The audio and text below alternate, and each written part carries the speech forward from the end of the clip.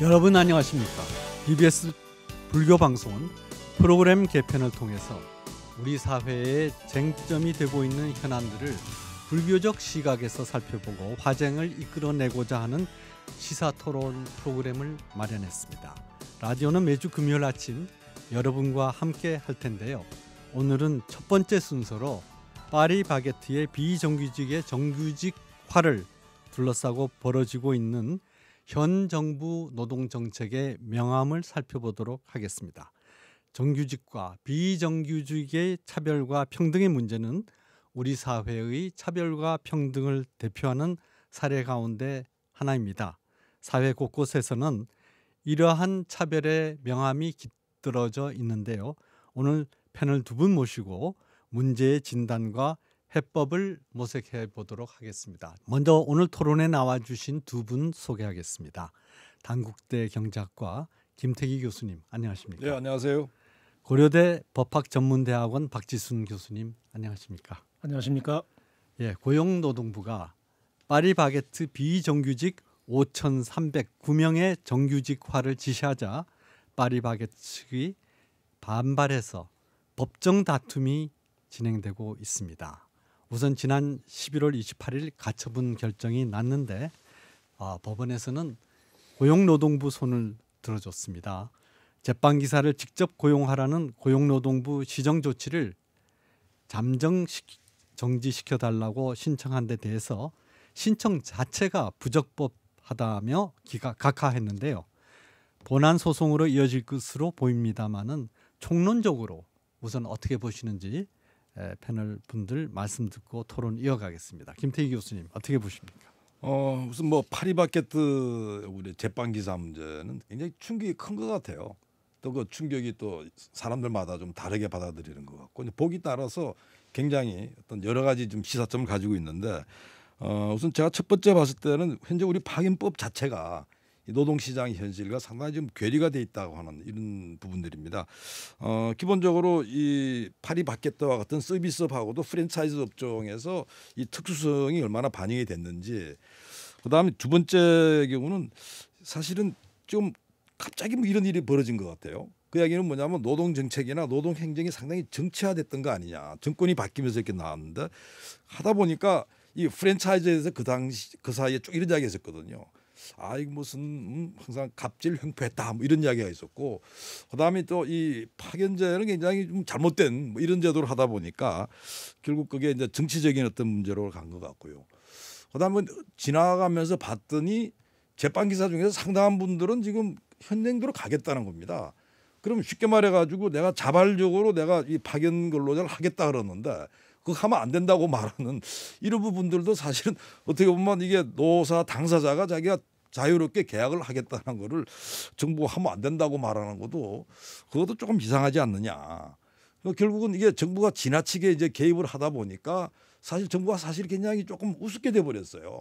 그러니까 뭐 처음에는 예를 들어가지고 야 무슨 1,000만 원씩 전부 다 과태료 물리고 한다 그러다가 갑자기 숫자가 막 준다든지, 그다음 또 갑자기 뭐 제3의 어떤 합자법인을 만들어진다든지, 그게 어떻게 본다라면 일관성이 없고, 그다음 마지막에 있어 가지고는 이게 갈등 해결 방식에 있어 가지고 문제가 결국 이런 문제 있으면 가서 대화를 해야 되거든요.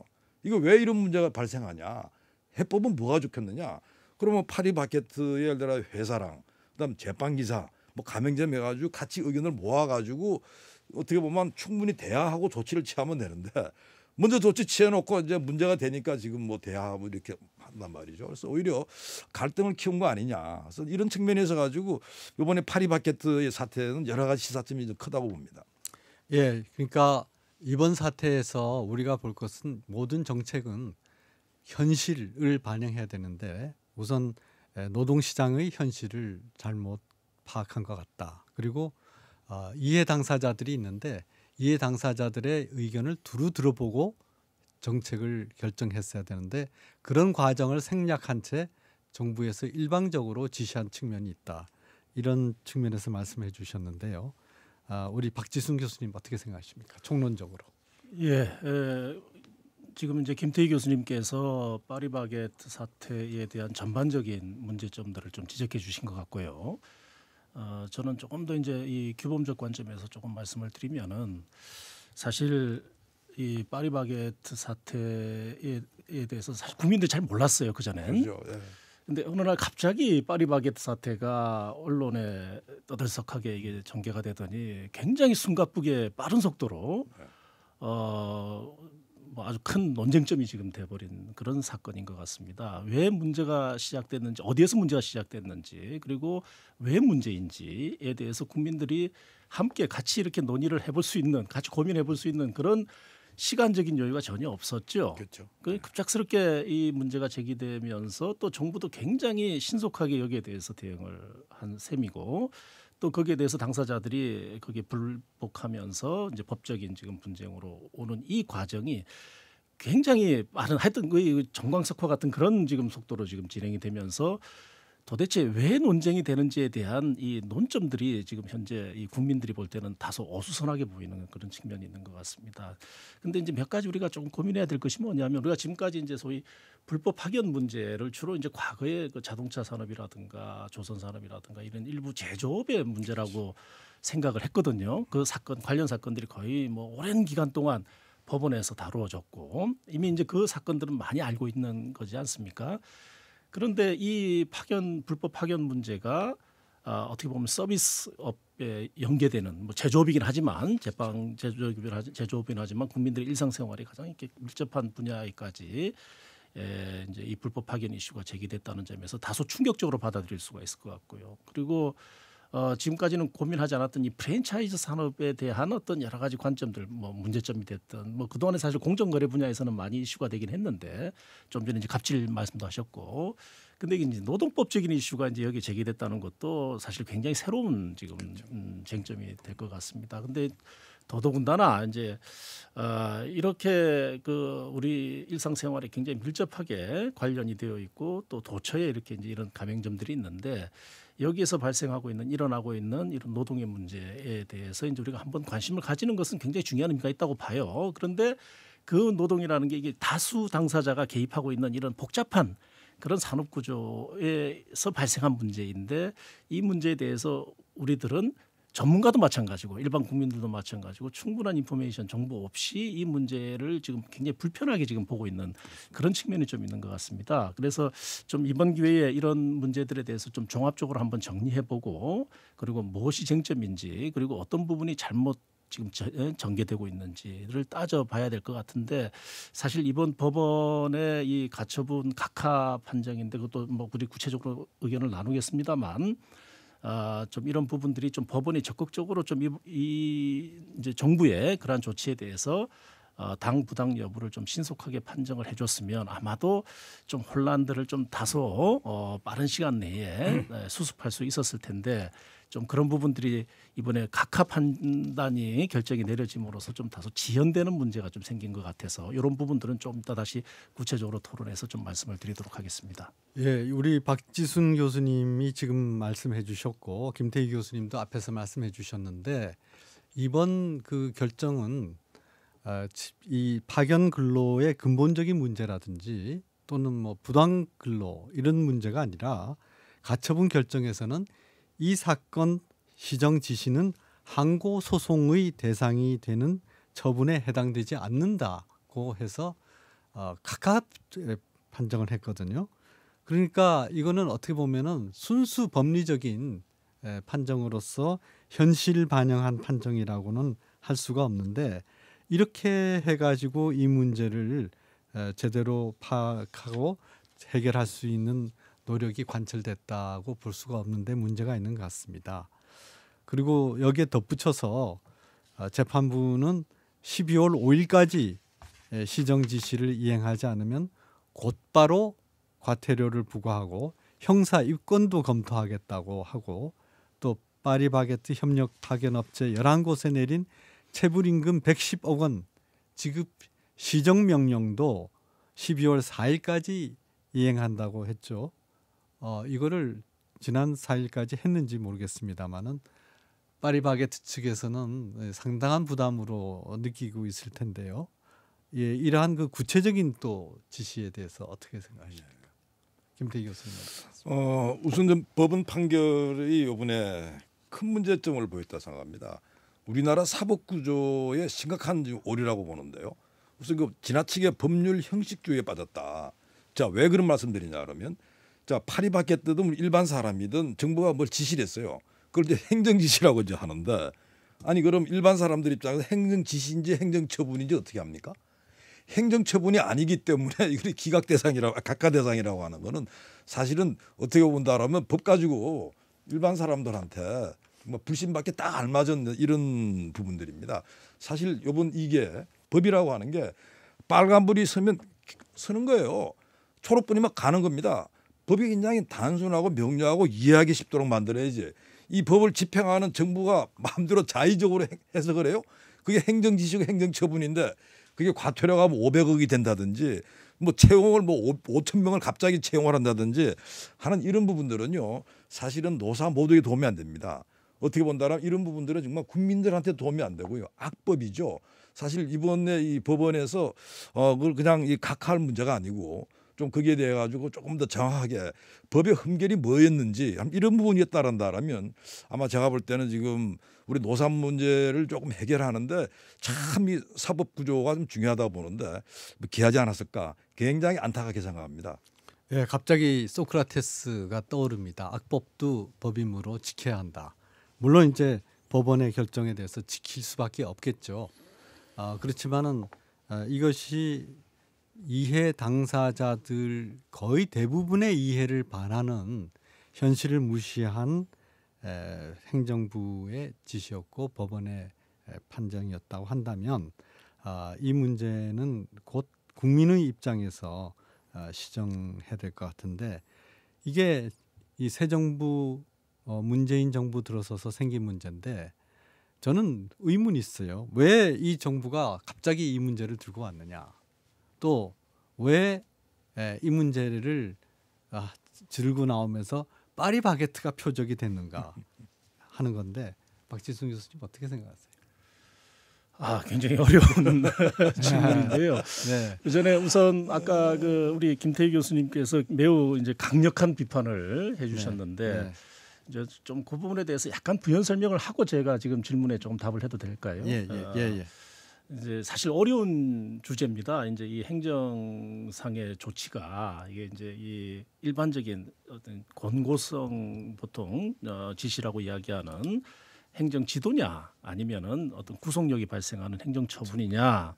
행정청이 어떤 행위를 하는데 사실 일반 국민들은 우리 김 교수님 말씀대로 행정청이 뭐라고 이야기하면 사실 대부분 처분이라고 인식하는 경우가 많죠. 아니 어떻게 합니까? 왜냐하면 안 지키면 뭔가 불이익이 생긴다고 이제 생각을 하니까. 뭐. 근데 이제 이론적으로 보면 사실 이제 이번 재판부는 형식 논리적으로는 뭐 있을 수 있는 판단을 하긴 한 거예요. 왜냐하면 실제로 만약에 파리바게뜨가 파견법을 위반했다면 거기에 따라서 이제 벌칙이 적용될 것이고 그리고 당연히 또 과태료도 부과 대상이 된다면은 과태료 부과를 하는 그런 법률 효과는 당연히 발생하는 것인데 이러한 조치를 하기 전에 이제 정부로서는 한번 미리 시정할 수 있는 기회를 준 것이다.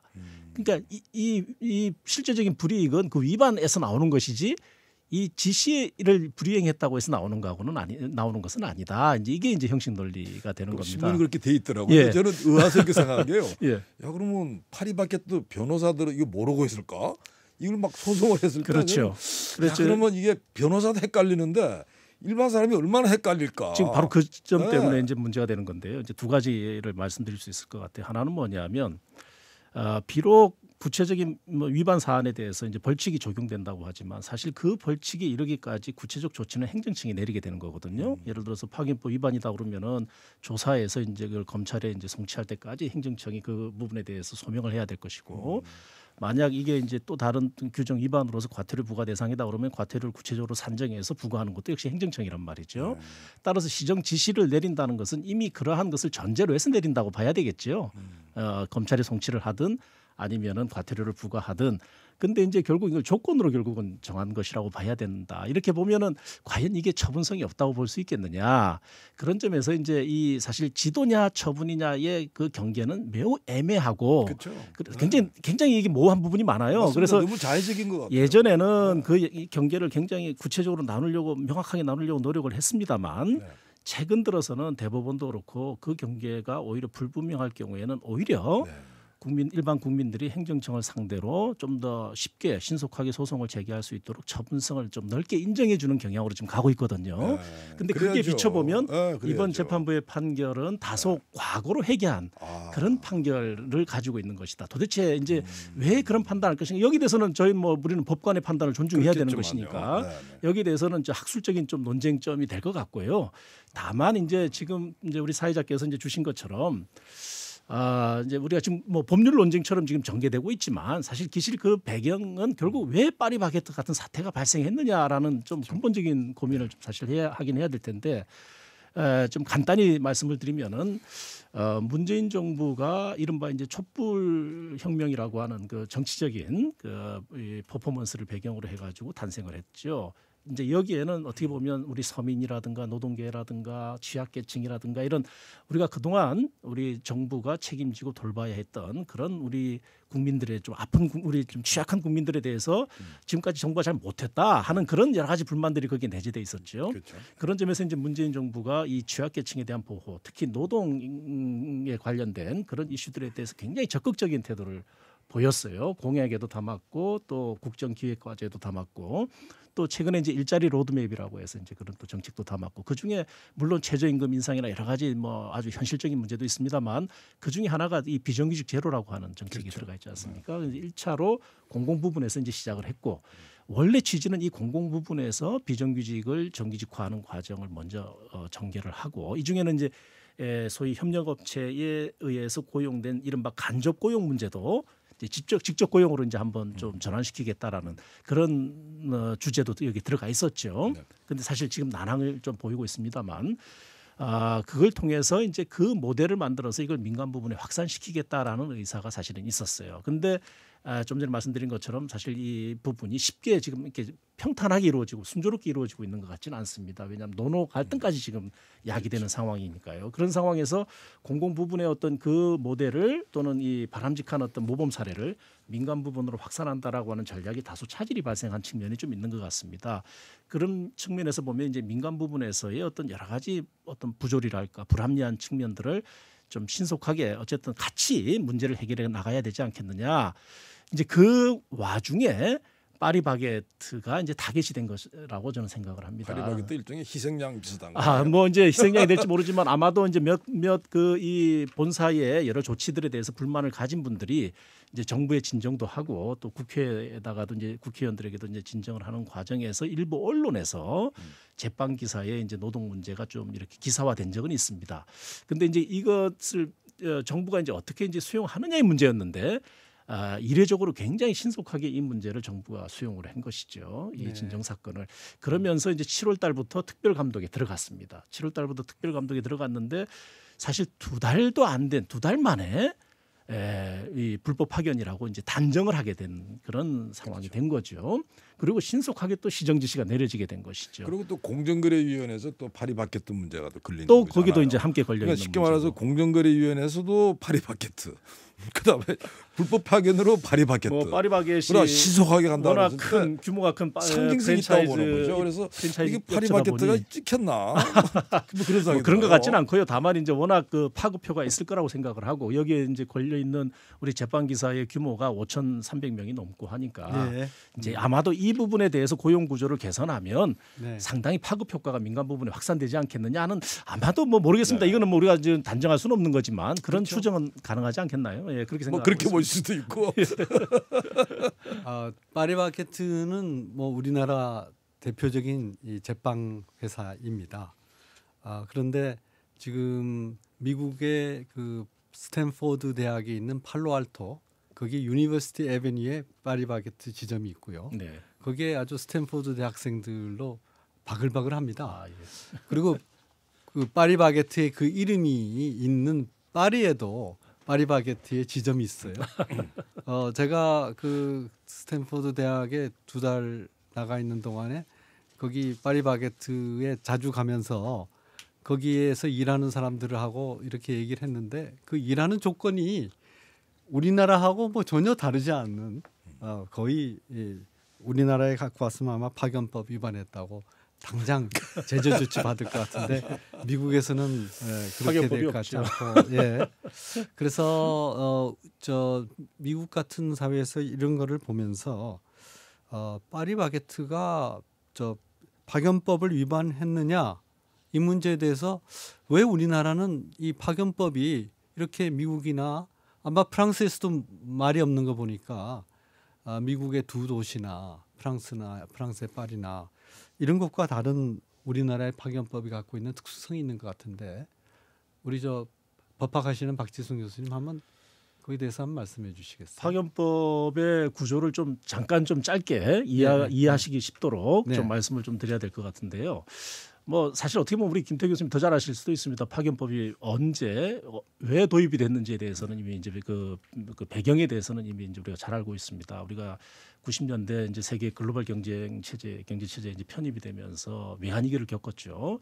외환위기를 겪으면서 이제 우리 노동시장이나 우리 규제들이 이제 이 경쟁 체제에 부합되도록 글로벌 체제에 부합되도록 이제 좀 더 유연화해야 한다라는 그런 또 IMF의 요구가 있었고 이제 그 과정에서 노동시장의 유연성 문제가 굉장히 큰 이슈가 됐습니다. 근데 그 전까지 우리는 거의 직접 고용 중심의 어떤 그런 고용 시스템을 가지고 있었죠. 거기다 종신 고용 시스템도 함께 있었고요. 그러다 보니 고용 구조가 사실 굉장히 어떤 경직적인 어떤 그런 구조를 가지고 있었고 그것이 이제 고용 비용을 증가시키는 요인이 됐고 뭐 이 부분에 대해서는 뭐 이미 잘 알고 있는 부분입니다. 근데 이제 이러한 노동시장의 경직성을 해소하기 위한 몇 가지 이제 수단들이 이제 논의가 됐는데 그 중에 하나가 이제 파견법이었어요. 다만 이제 이 파견법을 도입하는 과정에서 사실 파견법이 일종의 근로자에 대한 착취 아니냐. 그러니까 직접 고용하지 않고 제3자의 노동력을 이용하는데 이제 제값을 주지 않고 인건비를 싸게 근로자를 사용할 수 있는 제도니까 이거는 좀 사실 굉장히 필요악이다. 그러니까 좀 사용하더라도 도입하더라도 굉장히 제한적으로 엄격하게 이 파견법을 도입해야 한다라는 또 노동계의 요구가 뭐 어떻게 보면 좀 뭐 논쟁이 상당히 이제 강하게 있었는데 그러다 보니 좀 어정쩡하게 이게 파견법이 선진국의 파견법 제도하고는 상당히 다른 모습으로 지금 전개가 됐어요. 선진국은 잘 아시다시피 파견 제도를 통해서 노동시장의 어떤 이 실업 문제라든가 이제 그런 문제를 해결하기 위해서 파견법을 굉장히 좀 유연하게 발전을 시켜왔는데 우리나라의 경우에는 이제 그런 문제들 때문에 파견법을 그냥 어떻게 보면 그냥 형식적으로만 도입한 상태에서 규제를 상당히 강화한 형태로 이제 파견법을 도입을 했습니다. 가장 대표적인 예가 파견 대상 업무가 이게 처음에는 26개 업무인데 지금 이제 32개 업무로 재조정이 됐습니다만 특정 업무로 제한이 되어 있습니다. 이걸 우리는 포지티브 리스트 방식이다라고 이제 부르는데 이 32개 업무에 해당되지 않으면 파견을 쓸 수가 없는 거죠. 이게 이제 첫 번째 규제입니다. 그러니까 쟁점이죠. 그러니까 이런 근데 이제 뭐 산업이 점점 발달하고 서비스업이 발달할수록 다양한 업무들이 이제 등장을 하게 되는데 이러한 다양한 업무들이 이 32개 업무로 포괄이 될 수가 없는 거죠. 이제 그런 점에서 새로운 업무에 대해서 만약에 파견을 사용하고자 할 때는 이게 모두 불법 파견이 될 수밖에 없는 그런 구조가 되는 겁니다. 그리고 이제 두 번째로는 파견 기간이 이게 이제 원칙적으로 1년이고요. 그 다음에 이제 당사자가 합의하면 1년을 추가로 이제 할 수 있는. 그래서 이제 전부 다 합하면 이제 2년까지만 사용할 수 있도록 되어 있습니다. 파견 기간이 2년이 도과하면 사용 사업주가 이제 이걸 직접 고용해야 하는 그런 문제가 이제 발생하게 되겠죠.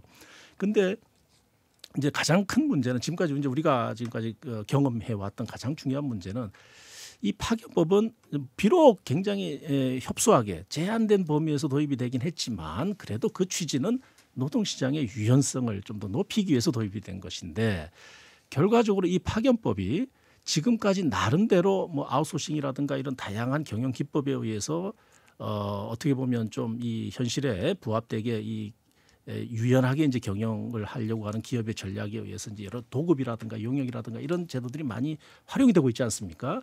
근데 이 파견법이 그러한 도급을 잡는 그런 무기가 되어버린 것이죠. 그러니까 결국 도급 계약을 체결해서 도급을 통해서 이제 이 경영의 혁신을 기해내려고 하는데 그 전엔 파견법이 없었을 때는 사실 아무런 문제가 되질 않았어요. 않았는데 파견법이 생기면서 이 도급이 이제는 파견법을 위반한 도급이다라는 이 명제가 생긴 겁니다. 아 그렇게 됐군요. 그렇게 되니까 파견법을 위반했으니 불법 파견이 되는 것이죠. 네, 불법 파견이 되는데 그 불법 파견 대상인 도급은 파견 대상 업무가 아닌 거예요. 또는 2년이 넘은 도급이 많은 거죠. 네. 그러면 이 모든 것들이 불법 파견의 효과로서 직접 고용을 사용 사업주가 애초에는 간주를 했었어요. 그렇군요. 당연히 이제 직접 고용을 해라. 이건 이제 이 도급 근로자는 원청에 말하자면 직접 고용된 근로자다. 이게 당연히 간주를 했고 그 다음에 이제 2단계로 법이 바뀌어서 2012년부터는 이제 직접 고용 의무로 이제 전환을 하긴 했지만은 역시 사용사업주가 원청이 그 해당 근로자를 직접 고용해야 되는 그런 이제 법률 효과가 발생하게 되는 겁니다. 그러다 보니 이제 결과적으로 이 파견법이 과연 이게 유연성을 위한 제도냐 아니면은 오히려 노동시장을 더 경직적으로 운영하게 만드는 그러한 어떤 이 규제 제도냐라는 그런 쟁점이 지금 현재 이 파견법을 둘러싼 가장 핵심적인 논란이라고 생각됩니다. 네, 외환 위기의 원인에 대해서는 아직도 학계에서 뜨거운 논쟁이 진행되고 있습니다. 97년 외환 위기를 맞을 당시에는 당시 정부의 모든 책임을 돌리고 실질적으로 외환 위기를 발생했던 근본적인 원인인 노동시장의 경직성이라든지 또는 주요한 현안에 대한 국회를 비롯한 정치권의 발목 잡기라든지 우리나라 산업이 발전할 수 있는 기본적인 토양에 대한 아무런 검토 없이 그냥 정부가 잘못했다 하는 것으로 했는데 지금은 사실 그런 원인에 대해서 살펴봐야 될 것이고 만약에 외환위기가 노동시장 경직성 때문에 생긴 것이 아니라면 김대중 정부 들어서서 노동시장 유연성을 높이기 위해서 이 많은 노력을 했을 이유가 없습니다. 그런데 지금 세계의 기업 환경도 변하고 있고 노동시장 또한 변하고 있습니다. 세계의 계속 기업은 지금 없는 실정입니다. 옛날에는 10대 기업이 되기 위해서 60년이 걸렸는데 지금은 세계 10대 기업은 거의 10년 만에 형성이 되고 있습니다. 자, 이런 현상에서 우리가 어떻게 하면 새로운 노동시장 구조를 만들고 할 것인가 하는 것에 대해서 생각해 봐야 되겠습니다. 비정규직의 정규직화 이 문제가 파리바게트만의 문제가 아니고 프랜차이즈 업계 전반에 걸쳐 있는 문제입니다. 과연 어디서부터 첫 단추를 풀어야 할지 논의를 이어가도록 하겠습니다. 파리바게트 본사나 제빵기사 파견업체, 가맹점 이렇게 3자는 입장이 같습니다. 본사, 파견업체, 가맹점이 손을 잡고 새로운 회사를 세운 다음 그 회사에서 제빵기사들을 고용하자는 것입니다. 이 문제를 어떻게 보세요? 대안이 될 수 있겠습니까? 김태희 교수님. 사실은 지금 비정규직 불법 파견 이 문제가 워낙 뜨거우니까 사실 이 3자 합자법인도 제가 일종의 뭐 편법이라고 봐요. 사실 그게 뭐 아주 좋은 해법이라고 보지는 않는데 일종의 이제 위험을 같이 서로 분담한다는 이런 측면에 있어 가지고 충분히 뭐 하나 해법은 되겠지만 지금 우리가 진짜 제대로 한번 우리나라 노동시장의 일자리 문제를 해결하고 경제 성장하려한다라면 이 정도 가지고 안 된다 생각합니다. 그렇죠. 근본적으로 프랜차이즈 문제 한번 생각해 보자고요. 그러니까 예를 들어 프랜차이즈 같은 경우에 있어 가지고 파리바게트 입장이 이런 걸 겁니다. 맛있는 빵을 만드는데 우리 한 3,500개 가맹점이 있다 그래요. 거기를 아주 표준적인 제품이 나와야 됩니다. 어떻게 보면 생산 과정 자체를 표준화시켜야 될 필요가 있고요. 그다음 두 번째 가장 문제가 되는 게 위생 같은 부분들입니다. 이 부분에 자기들이 문제가 생기게 되면 이건 파리바게트는 뭐 치명적인 죄를 받거든요. 그다음에 이게 빵이라는 게 뭐 가맹점 안에서 빵을 만들고 그다음 또 일부 또 본사에서 만들고 이렇게 되는데 이 부분을 쉽게 말해서 소비자는 신선한 빵 먹고 싶어요. 공장 제품 먹고 싶지 않습니다. 당연히 그 자리에서 만들어야 되는 거예요. 그다음에 파리바게트 가가지고 그냥 빵만 삽니까? 가가지고 파리바게트 그 분위기도 보고 그리고 서비스를 뭐 종업원도 같이 얼굴 보면서 그게 바로 하나의 문화거든요. 그래서 사실 이런 부분을 생각하게 되면 기본적으로 제조업의 공장에서 지금 생산이 이루어지는 건 저는 다른 이야기입니다. 그리고 그 안에 굉장히 다양한 요소들이 있다는 거죠. 그래서 이런 부분들에 맞게 어떻게 보면 근로자들은 일자리 만들고 기업은 또 이윤을 남기고 경제는 성장하고 이런 각도에서 잡아야 된다. 그래서 어떻게 보면 프랜차이즈 그런다면 그 참 뭐 갑질 비슷한 이런 인식들. 그다음에 파견제라고 하는 거는 무조건 안 좋다. 사실은 제가 봤을 때는 전혀 기술이 없는 분이에요. 근데 제빵 기사를 하면서 파견 회사 가가지고 일종의 교육 받고 그다음 배치 받아가지고 거기서 자기 숙련을 쌓아. 그럼 이 사람이 나중에 가가지고 저 제빵 하나 만들래요. 되지 않겠습니까? 그러니까 예를 들면 이런 류의 어떤 선순환을 생각할 수 있도록 파견법을 만들어라는 겁니다. 그리고 그 부분에서가 가장 중요한 부분들이 지금 우리나라 고용에서 말이죠. 제조업이 차지하는 비중은 한 17%밖에 안 돼요. 거의 대부분 다 서비스업입니다. 심지어 제조업도 대부분 서비스화됩니다. 따라서 이 파견법 자체도요. 어떻게 보면 공장 노동자를 중심으로 해가지고 제조업을 중심으로 한 이 사고 가지고는 적어도 제가 볼 땐 청년들 경우에 주로 서비스업 쪽에 가서 일해야 될 이런 친구들한테 뭘 해줄 수 있냐는 거죠. 당장에 지금 우리나라 이 청년들 중에서 학교 다 나오고 그다음에 특별히 지금 교육 안 받는 그걸 니트라 그러는데요. 그 비율이 OECD국가 최고로 높아요. 도대체 나라가 뭘 하고 있습니까? 바로 이런 면에 있어 가지고 파견법 문제에 대해서는 정말 발상의 전환이 필요하다는 거고, 그다음 프랜차이즈 자체도 예를 들어 가지고 다른 무슨 불공정 거래가 있으면 그거 잡으면 되는 거예요. 그러나 고용 문제를 가지고 같이 이렇게 동일선상에서 한다고 하는 건 대단히 잘못됐다 이렇게 보고 있습니다. 예. 제가 이 우리 박지순 교수님 말씀하시기 전에 김태희 교수님 말씀을 듣고 한 가지 첨언하고 싶은데, 아까 말씀드린 이 스탠포드 대학 앞에 팔로알트 유니버시티 에베뉴의 파리바게트, 거기에 이제 앉아서 보니까 방금 말씀하신 것처럼 이 파리바게트는 빵을 파는 것이 아니라 일종의 그 문화를 파는 곳입니다. 마음이랑 같이 통하는. 근데 스타벅스가 우리가 스타벅스를 새로운 브랜드로 인식하고 했을 때 스타벅스가 내건 게 뭡니까? 스타벅스는 커피를 파는 곳이 아닙니다. 문화를 파는 곳입니다. 스타벅스 문화 때문에 그 높은 브랜드 가치를 형성하고 했거든요. 그러면 우리나라에 와 있는 스타벅스를 그대로 파리바게트에 대입시키면 스타벅스에서 일하는 사람들은 스타벅스 본사에 다 고용이 돼야지 맞는 거 아닙니까? 그러면 그렇게 따지면은 우리나라가 정부가 어떻게 할 수 있습니까? 스타벅스에 대해서 당신들 한국에서 일하는 스타벅스 모든 직원을 스타벅스 본점의 본사의 직원으로 직접 고용하라, 이렇게 할 수 있습니까? 저는 여기 상당히 그 법적인 논리와 현실적인 괴리가 있다고 보는데, 이건 뭐 제 첨언입니다만은 우리 박지순 교수님 이어서 말씀해 주시죠. 예, 조금 전에 이제 말씀 주신 것처럼 이제 파리바게트가 그 이제 관계 당사자들이죠. 거기에 이제 협력업체도 있고, 그리고 가맹점주들도 있고, 또 제빵 기사들도 있고, 이분들과 협의해서 제시한 대안이 이른바 상생회사인데, 이제 제3자, 그러니까 3자 관계를 유지하기 위한 상생회사를 제안했죠. 정부 방침하고는 좀 다소 괴리가 있어 보입니다. 정부는 파리바게트가 원칙적으로 직접 고용을 하라는 것이고요. 그리고 가맹점에 대해서 이제 이 제빵 기사들을 직접 고용해서 파견해서 일을 하게 하면 되지 않느냐, 이제 이런 취지입니다. 즉 양자 관계로 고용 문제를 풀어라 하는 것이 정부의 지금 현재 요구 사항이고, 파리바게트는 양자 관계로는 풀 수 없다. 이걸 삼자 관계로 푸는 대안을 제시하겠다라고 이제 해서 지금 이 갈등이 아직까지 이제 지속이 되고 있는 것 같습니다. 이제 정부가 제시하는 양자 관계로서의 직접 고용이라고 하는 해법은 물론 근로자 입장에서 본다고 하면은 파리바게트 본사의 소속 근로자가 되니까 아무래도 좀 자긍심이라든가 자존감이라든가 그리고 근로 조건에 있어서 상당한 뭐 장점을 가지게 되겠지요.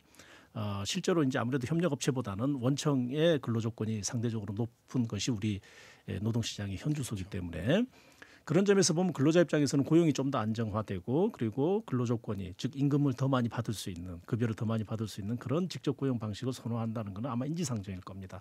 근데 이제 문제는 거기서 끝나는 게 아닌 것 같습니다. 실제로 가맹점주가 실제로 현장 일선에서 매출을 만들어내는 그 사업장은 이 가맹점인데, 가맹점 입장에서 보면은 직접 고용에 따른 비용 문제가 사실 굉장히 높아지지 않느냐. 이렇게 되면 인건비가 이제 인상이 될 텐데, 제빵기사의 그 인건비 인상은 결국은 수수료 인상으로 귀결될 것이기 때문에 매출은 그대로인데 결국 수수료 인상에 대해서 경영 압박을 받게 될 것이다.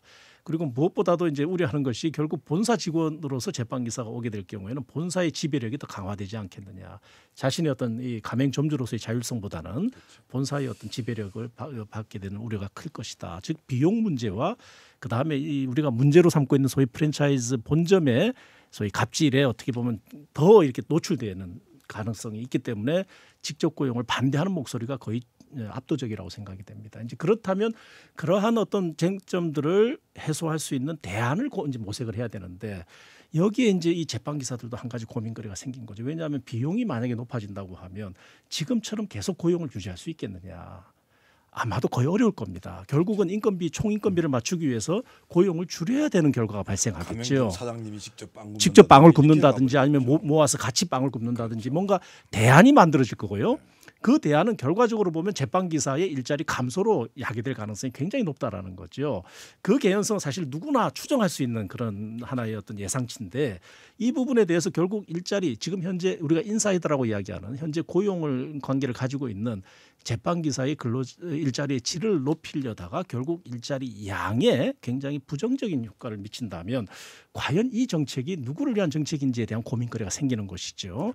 이제 그런 문제 때문에 파리바게트를 비롯해서 그 관계된 당사자들이 하나의 어떤 절충점 내지는 어떤 하나의 대안으로서 3자가 하나의 회사를 만들어서 상생회사를 만들어서 이쪽으로 고용을 흡수하고 지금과 같은 어떤 방식의 지속 가능한 그런 일자리를 만들어내는 그런 대안을 제시한 것은 제가 볼 때는 굉장히 뭐 이 자체가 뭐 이제 뭐 최선은 아니라 할지라도 한번 논의해 볼 수 있는 가치는 있지 않겠느냐.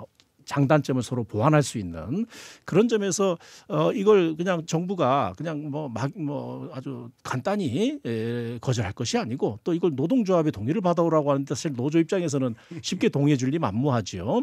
그러면 다수의 의견이 어디에 있는지 그리고 실제로 어떤 효과가 앞으로 예상이 되는지 이런 점들을 좀 적극적으로 어떻게 보면 정부가 해야 될 일이 그런 거 아닌가 생각이 되는데요. 좀 더 이 논쟁을 또는 토론을 적극적으로 좀 추진해서 좀 더 이렇게 설득하고 대화하는 그 소통의 어떤 그 장을 좀 만들어내는 것이 정부의 역할이지 그걸 하라 하지 마라라고 하는 어떤 지시하고 명령하는 것이 정부의 역할은 아닌 것 같은데 그 부분에 대해서 정부의 조금 적극적인 자세가 좀 아쉬운 게 아닌가라는 생각을 하고 있습니다. 똑같은 상황입니다. 이게 결국은 제도 혁신인데요. 결국 얼마나 창의적인 제도냐가 노사관계의 수준을 높이는 거거든요. 그렇죠. 예. 지금 현재 불신을 신뢰로 바꿀 수 있는 그런 거거든요. 그 점에 있어 가지고 정부가 너무 고압적인 것 같아요. 그러니까 파리바게뜨에서 3자 법인이라도 한번 해보겠다 그러면 그래 그게 무슨 문제가 있고 같이 이야기를 해보면 뭐가 좀 나올 것 같은데 맞습니다. 아니 그 부분이 있어 가지고 아니 뭐 직접 고용 안 되면 아버지는 곤란하다 이런 식으로 가버리게 되면 사실은 가장 희생되는 사람들이 정말 이 일하고 싶은 사람들한테는 기회가 훨씬 줄 거라는 거죠. 어떻게 본다라면 이 뭐 사업주 입장에서는 부담이 많게 되면 뻔한 거예요. 본인이 직접 굽든지 아니면 천상 좀 품질을 낮춰가지고 그냥 공장에서 오는 빵 그대로 그냥 제공한 이런 식이 될 거기 때문에 어떻게 보면 후퇴하는 거죠. 제가 여기 한 마디만 더 첨언하고 싶은 것은 좀 전에 이제 우리 김 교수님께서도 말씀 주시고 우리 이 교수님께서도 말씀 주셨지만은 이제 앞으로 산업 사회라고 하는 것은 더 많은 다양성 그리고 더 큰 창의성이 요구되는 그리고 그걸 통해서 일자리들이 더 많이 만들어지고 그렇죠. 근로 조건이 개선되는 그런 선순환 구조가 돼야 되거든요. 근데 이 가장 다양성이 실현될 수 있는 분야가 저는 프랜차이즈라고 생각을 해요. 왜냐하면 여기는 파리바게뜨와 같은 그런 프랜차이즈뿐만 아니라 또 다른 아까 스타벅스도 말씀 주셨고 맥도날드도 있고 그런 어떤 기성의 여러 뭐 전통적인 프랜차이즈뿐만 아니라 앞으로 무궁무진하게 발전할 수 있는 아이템들이 여기 존재할 수 있는데 여기에 대해서 일일이 거기에 대해서 고용을 특정 형태의 고용을 강제한다고 하면 과연 이것이 경쟁력을 높일 것인가 아니면 경쟁력을 오히려 떨어뜨릴 것인가 좀 더 창의적이고 많은 아이디어를 여기에 담아낼 수 있도록 하는 그 다양성을 실현할 수 있도록 좀 더 우리가 지켜보고 북돋우고 격려하고 대화하고요. 그 속에서 만약에 문제가 있다면 그것을 풀 수 있는 어떤 하나의 대화의 장을 만들어내고 좀 그런 선순환 구조가 어쩌면 우리가 좀 더 선진국으로 갈 수 있는 어떤 그런 하나의 중요한 어떤 길목이 되고 또 그것이 디딤돌이 될 텐데 지금 정부의 조치는 그러한 여유를 가지고 있지는 않은 것 같습니다. 우선 당장 불법적인 요소를 찾아내고 그 불법적인 요소에 대해서 어쩌면 가장 강력한 규제를 바로 제시를 했거든요. 서서히 이 부분에 있어서는 좀 한번 우리가 좀 더 심각하게 좀 더 한번 재고해봐야 될 이게 부분이 있지 지금 않느냐. 다른 나라 예를 들어 가지고 좀 뭐 하긴 한데 그거 한번 참고해야 돼요. 우선 미국이나 말이죠. 그러니까 우리보다 조금 앞서간다는 나라가 신규 고용의 한 4분의 1 이상이요.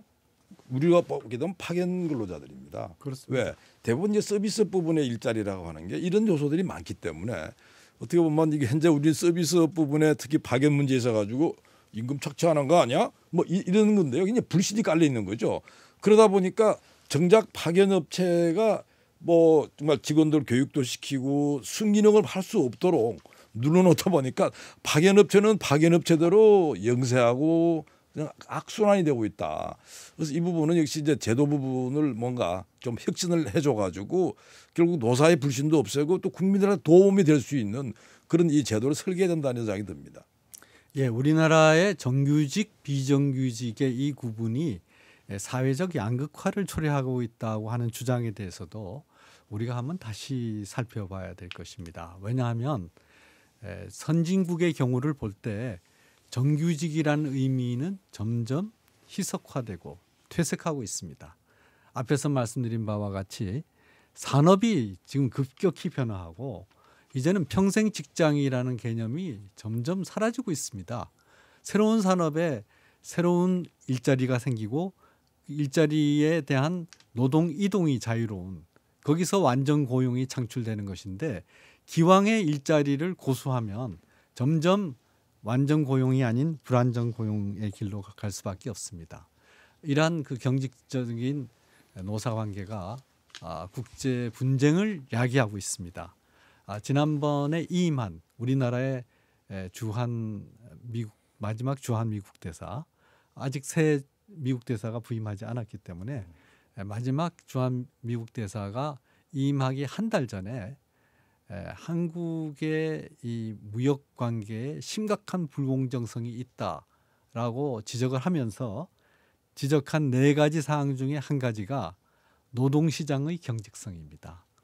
노동시장의 경직성 때문에 미국의 투자 진출이 어렵게 돼 있고 그리고 한국의 기왕에 투자해 있는 기업들이 여러 가지 수익 창출에 어려움을 겪고 있고 그래서 우리가 생각하는 무역 불공정성이라고 하는 것은 기왕에 이 관세를 무는 그러한 이 무역 상품과 서비스의 수출만이 아니라 투자하고 거기서 직접 고용하는 이런 것도 미국은 광범위한 의미의 무역이라고 생각하는구나 이렇게 생각할 텐데 과연 파견근로법이 우리나라의 노동시장에 그대로 적용된다고 한다면 그러면은 우리나라의 노사관계는 그 투자자가 한국 기업이든 외국 기업이든 똑같이 적용돼야 될 텐데 과연 한국 정부는 이 파리바게트와 똑같은 형태로 가맹점을 모집하고 거기서 고용을 하고 있는 스타벅스라든지 또는 맥도날드라든지 이런 서비스 식품 회사에 이러한 그 파리바게트와 똑같은 행정처분을 내릴 수 있는지 그리고 만약 그렇게 했을 때 이 세계의 무역 관계에서 우리는 어떤 입장을 갖게 될지 한번 지켜봐야 될 상황인 것 같습니다. 그래서 이 기회에 이 정규직과 비정규직 이 문제를 과연 어떻게 해결해야 될지에 대해서 논의해야 될 것 같은데요. 어느 분이 먼저 시작해 주시겠습니까? 박 교수 하세요. 예, 제가 먼저 말씀드릴까요? 예, 제가 먼저 말씀드리겠습니다. 네. 뭐 어쩌면 우리 노동시장이 안고 있는 가장 중요하고도 어려운 숙제가 바로 이 정규직 비정규직 문제인 것 같습니다. 네. 이제 정부는 비정규직 제로 시대를 열겠다 하고 이제 야심차게 이제 여러 가지 정책 시책들을 지금 마련하고 있고 또 법령 개정안도 지금 준비 중에 있는 걸로 알고 있습니다. 특히 기간제법 같은 경우 이제 지금은 2년까지 다 쓸 수 있게 2년까지는 이제 사유 없이 제한 없이 쓸 수 있게 돼 있지만은 앞으로는 상시 지속 업무라든가 생명 안전 업무와 관련된 부분은 엄격하게 정규직으로만 사용할 수 있도록 하겠다는 그런 좀 방침을 가지고 있는 것 같습니다. 근데 우리 비정규직 근로자 숫자가 상대적으로 다른 우리 경쟁 국가에 비해서 많다는 점이 우리 노동시장의 불안정성을 높이고 있는 측면을 우리가 부인할 수는 없겠죠. 근데 이와 관련해서 우리가 한번 좀 참고해봐야 될 자료가 있습니다. 그게 뭐냐면 우리하고 유사한 그런 노동시장의 문제를 겪었던 유럽의 여러 국가들, 특히 이제 실업률이 높아지고 특히 청년 실업률이 굉장히 높이 올라갔던 우리 스페인, 이탈리아, 또 그 전에 또 올라가면 뭐 아일랜드도 있었고 또 그 전에 올라가면 지금 프랑스도 30%. 프랑스도 그렇죠. 그리고 독일, 엄청나게. 네덜란드도 90년대 이제 유사한 상황을 겪었는데. 이들 나라들이 이러한 어떤 이 노동시장의 불안정성 문제, 특히 실업률의 제고, 그다음에 청년 실업률의 증가, 그리고 비정규직의 확산 이런 문제들에 대해서 어떻게 대응했는지를 한번 보는 것도 굉장히 중요한 시사점이 있는 것 같습니다. 그런데 여기서 이제 결국 주요 정책은 이 비정규직의 정규직화는 단 한마디도 나오질 않았던 거죠. 결국 뭐냐 하면 정규직 근로자 내지 정규직 이 노동시장의 유연성을 제일 먼저 이야기를 했죠. 왜냐하면 어느 한쪽이 좀 유연하게 좀 뚫어져야 그쪽으로 이렇게 유입하더라도 다수의 근로자들을 전체적으로 우리 산업과 시장에 미치는 어떤 파급효라든가 파장을 최소화시킬 수가 있다라는 것이죠. 즉 이런 어떤 이 완충 장치를 만들어 놓지 않은 상태에서 정규직을 기존의 어떤 그런 소위 예전에 우리 과보도 많이 이야기를 했고 또 경직성이라는 이야기도 많이 쓰고 있지 않습니까? 주된 우리 정규직 하면 두 가지 키워드가 나와요. 과보호 그리고 경직성이라는 용어가 나옵니다. 이런 키워드를 그대로 둔 채, 이런 구조를 그대로 둔 채 비정규직 근로자들을 무조건 정규직화 한다고 해서 과연 우리 노동시장이 지금보다도 훨씬 아름답고 평화롭고 안정적이고 행복한 그런 노동시장이 만들어질 수 있겠느냐. 저는 그렇지 않다고 생각을 합니다. 오히려 그 반대가 될 가능성도 높지 않겠느냐. 그렇게 보면 오히려 어떤 이 정책의 방향이라고 하는 것은 그런 선진국의 사례를 우리가 좀 더 객관적으로 그리고 솔직하게 들여다보고 왜 우리보다도 훨씬 더 강한 브랜드 파워를 가지고 있고 우리보다 훨씬 더 많은 기술력을 가지고 있고 더 많은 경험을 가지고 있었던 나라들이 노동시장 부분에 있어서 이런 어떤 개혁, 노동개혁이라고 우리 많이 부르죠. 이런 노동개혁을 적극적으로 추진했을까. 해고를 완화하고 그다음에 각종 규제 조치들을 완화해서 당사자들의 자율적인 선택권을 확대하는 그런 방향으로 대부분 이 노동개혁이 이루어졌단 말이죠. 그런 전제가 이루어지지 않은 상태에서 비정규직 근로자들을 무조건 정규직화하라고 하는 것은 어쩌면 모두가 같이 폭탄을 안고 노동시장에 뛰어드는 그런 현상을 만드는 것이 아니냐라고 하는 우려가 이제 생기는 것이죠. 그런 부분에 대해서 한번 같이 고민해봐야 될 문제인 것 같습니다. 예, 사실 선진국 사례를 볼 때 우리가 대표적으로 자기의 정권까지 내놓고 노동시장 개혁을 했던 슈레더 총리의 그 결단을 얘기를 하는데요. 아직까지도 사회민주당은 슈레더 총리의 개혁으로 인해서 그 이후에 정권을 못 잡고 있고 그렇습니다. 메르켈 총리가 그 과실을 따서 장기 집권을 하고 있습니다. 그런데 그 슈레더 총리의 그러한 조치가 나오기 전에 독일이나 이 유럽 국가에서 방금 박지순 교수님 말씀하셨습니다마는 장기간의 실업, 특히 청년 실업의 증가라는 것이 어마어마한 사회적 문제가 됐었고 제 박사 논문이 바로 이 노동시장의 경직성이 실업 문제를 이야기하고 이것이 노동시장의 불공정성을 이야기한다. 그리고 이러한 현상은 국제분업이 심화될수록 더 심화된다라고 하는 것이 제 박사 논문 1980년에였는데 지금 우리나라가 그걸 그대로 받고 있습니다. 그러니까 그 1970년대 이후에 청년 실업의 증가 이것이 계속해서 독일에서 문제가 됐고 그 원인은 노동시장의 경직성에 있다라고 해서 슈레더 총리가 2004년에 했던 이른바 하르츠 개혁 그게 2010년에 완성이 됐지만 그것에 의해서 독일이 청년 실업 최소 국가로 다시 전변하게 된 거 아닙니까? 이렇게 따지고 보면 결국은 이 실업 문제라든지 노동시장의 불공정성이라든지 이러한 이 정의의 문제까지 정규직의 과보호라고 그럴까요? 그 학문적으로는 노동시장의 캡슐링이라고 하는데요. 캡슐 안에 내부 노동시장이 있고 거기에 정규 노동시장이 있다 하는데 이 모든 노동자를 이 캡슐 속에 넣을 수는 없는 것이 현실이거든요. 그러면은 자 우리나라 정말 이 청년 실업 어떻게 해결할 수 있을 것인지 우리나라의 그 외국의 투자가 활발하게 돼서 모두가 성장의 과실을 딸 수 있는 그러한 시대는 언제 올 수 있을지 막막한 생각입니다. 그래서 아직도 갈 길이 먼 우리 어떻게 이것을 풀 수 있을지 지혜를 모으는 시간 짧게 갖겠습니다. 김태희 교수님. 네. 사실 우리나라 노동시장에 지금 이 이중 구조라고 그럽니다. 대기업 정규직, 그다음에 중소기업 비정규직 그런데 차이가 너무 벌어져요.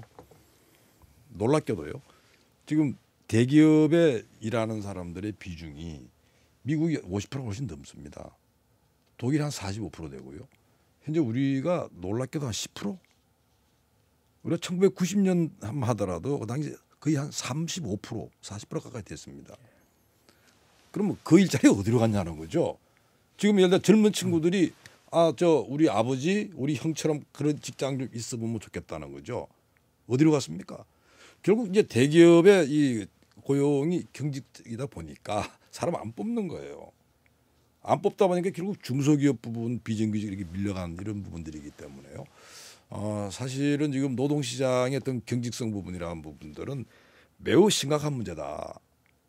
어떻게 대기업 고용 비중이 그렇게 줄 수가 있을까요?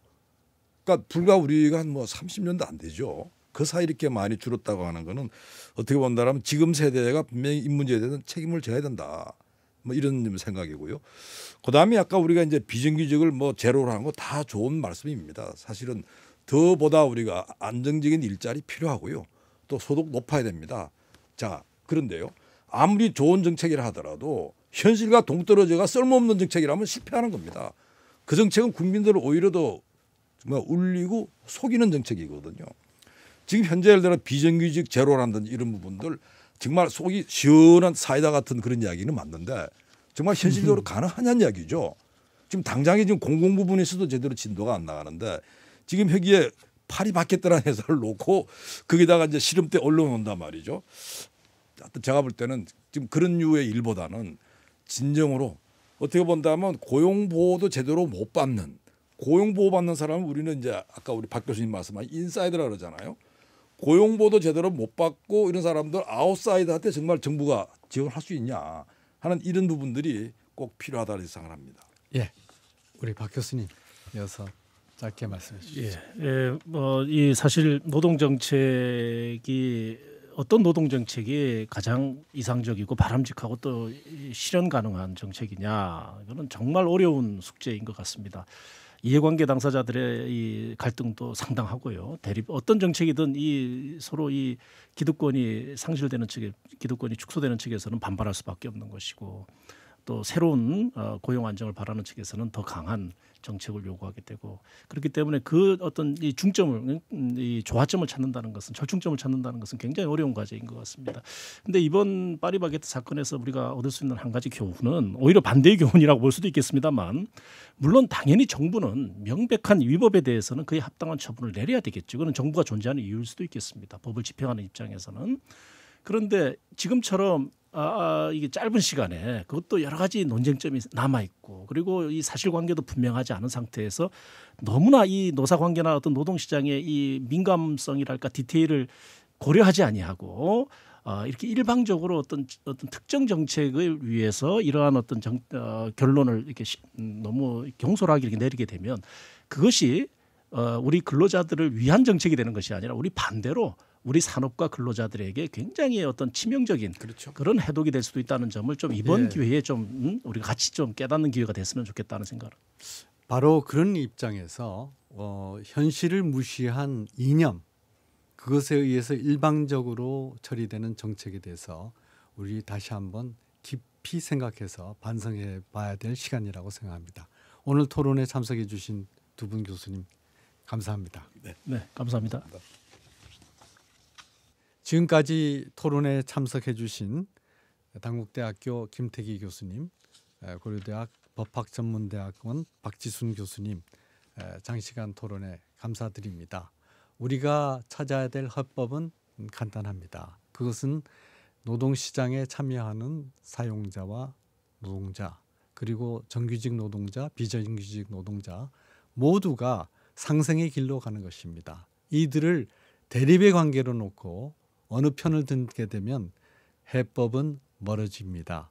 상생의 정신으로 새로운 시대를 열어갔으면 합니다. 감사합니다.